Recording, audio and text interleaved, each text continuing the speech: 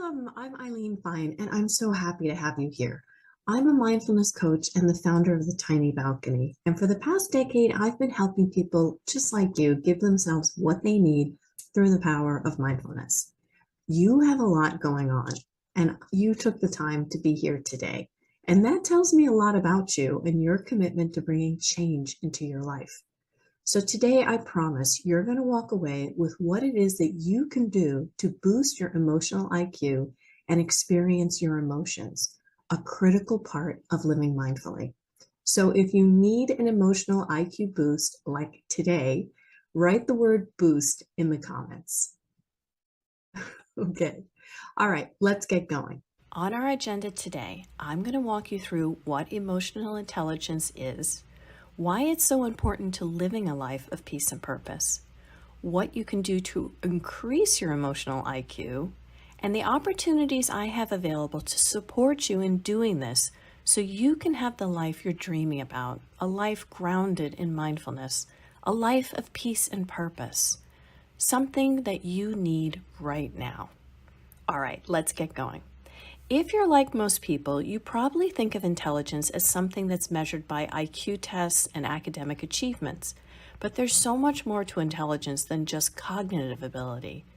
Emotional intelligence has been shown to be one of the most important skills a person can have for living a happy and successful life. People with high emotional intelligence can manage their own emotions and understand the emotions of others. They're also better equipped to deal with stress and handle difficult emotions.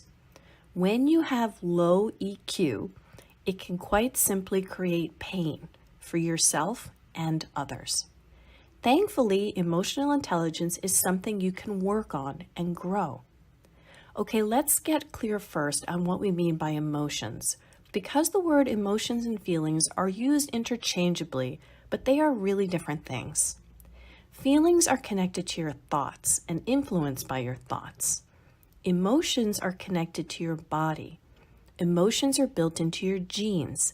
They are physical responses your body has to your world and what you are experiencing right now. Your heart rate goes up or down. Your body tenses or relaxes based on your emotions. Your emotions tell you whether you should flee from danger, stand up for yourself, spit out rotten food, or embrace someone. Experiencing emotions has been an important part of our evolution and survival as a species. And when fully felt, these emotions help us live a more connected and full life. They are valid and real. And research has shown that there are 4 basic emotions: anger, fear, happiness, and sadness. And how we experience them and act on them can be helpful or hurtful in our lives. Anger can be a helpful emotion when it motivates us to take action or stand up for ourselves.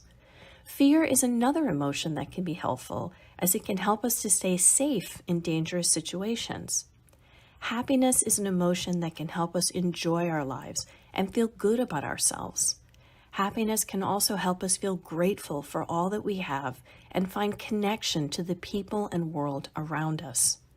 Sadness is an emotion that can help us notice when we need to slow down, take care of our personal needs. Those needs could be rest or connection or grief. Sadness can help us appreciate the good times in our lives and feel empathy for others. Anger, fear, happiness, and sadness are all emotions we experience daily. But when we're disconnected from our bodies due to trauma or having our emotions invalidated when we were growing up, or maybe in an unhealthy relationship, we disconnect from our emotions. And the more you disconnect from your emotions, the more overwhelming it can seem to actually experience them. That includes the ones we really want, like happiness. All of this impacts your emotional intelligence, your EQ, and leads to general states of feeling stressed, exhausted, or just making it through. These aren't emotions. They are byproducts of being disconnected from your own needs. Okay, like I said earlier, the good news is that you can boost your emotional intelligence by focusing on three things: self-awareness, self-regulation, and empathy. The first is self-awareness. Self-awareness is the ability to be aware of and understand your emotions. It's important to be able to recognize your emotions so that you can manage them effectively. The second is self-regulation. Self-regulation is the ability to control your emotions and respond to them in a healthy way. People who are good at self-regulation can manage their emotions and stay calm in difficult situations. And the third is empathy. Empathy is the ability to understand and share the emotions of others. People who are empathetic can see things from another person's perspective and feel compassion for them. So let's start with self-awareness. How do you become more self-aware? Meditation. Mindful meditation and breathwork meditation are two amazing meditation methods. Mindful meditation can include doing a simple body scan in the morning or the evening. Our bodies can give us clues on how we're feeling, even if we're not consciously aware of it.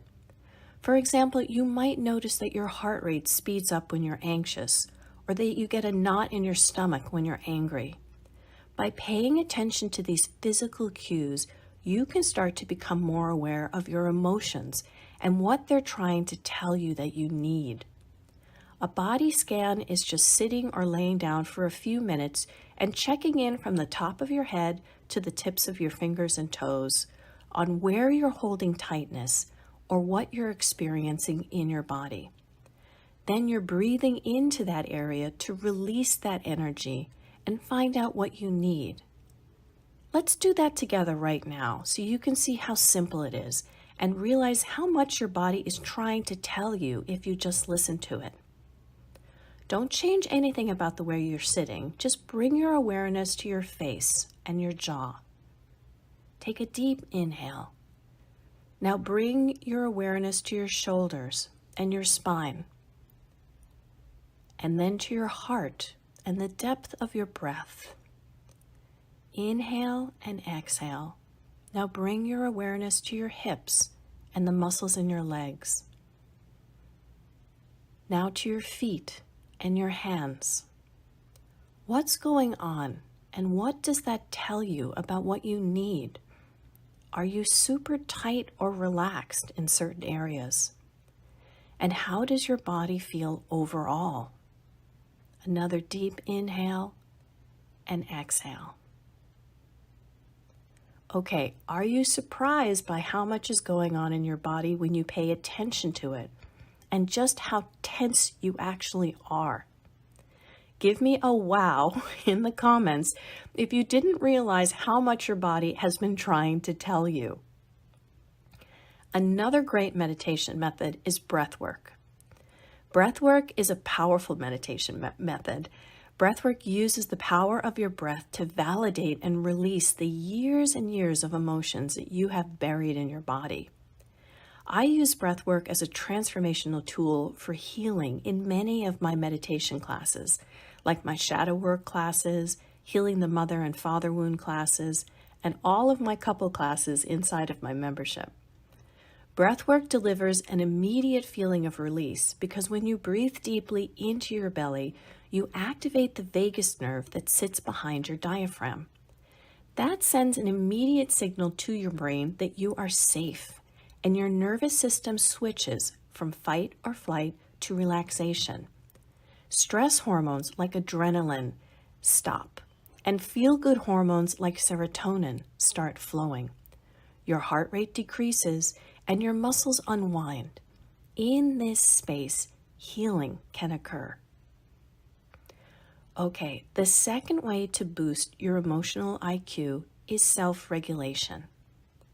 Self-regulation is all about learning how to control your emotions and respond to them in a healthy way. And once again, mindfulness is a great tool for doing this. Mindfulness is the act of paying attention to the present moment without judgment. So when you're feeling an emotion like anger or anxiety, try to focus on your breath and the sensations in your body, like a mini body scan. This will help you to become more aware of the emotion and how it's impacting you. From there, you can start to work on accepting the emotion, taking the information from it that you need, and letting the rest of it go, without your mind getting caught up in reacting to it and draining your energy and putting you on a path of self-sabotage where you're judging what you're feeling versus understanding it. That's the beautiful thing about emotions. They are in states of being. They are signals from your body that come and go. You feel sad, so what is that telling you? Do you need to cry? Do you need to talk to some people that you trust? Do you just need to validate that you have the right to feel sad at this moment? Sometimes that's all it takes. It takes practice to learn how to self-regulate emotions, but it's a valuable skill that can help you to live in a more peaceful and fulfilling state of life. The third way to boost your emotional IQ is empathy.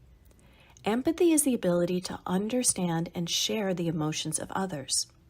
People who are empathetic see things from another person's perspective and feel compassion for them.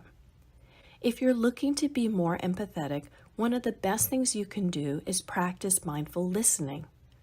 This involves really paying attention to what another person is saying and trying to understand their perspective.